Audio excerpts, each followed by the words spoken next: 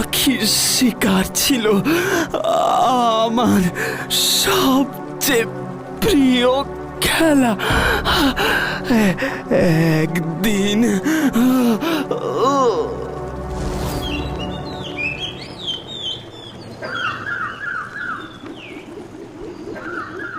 আজ তো একটাও পাখি দেখতে পাচ্ছি না।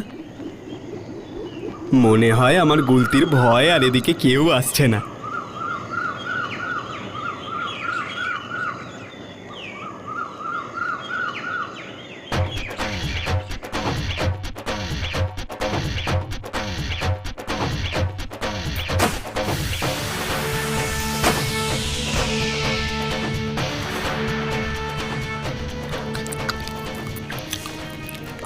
বাহ, কি মিষ্টি!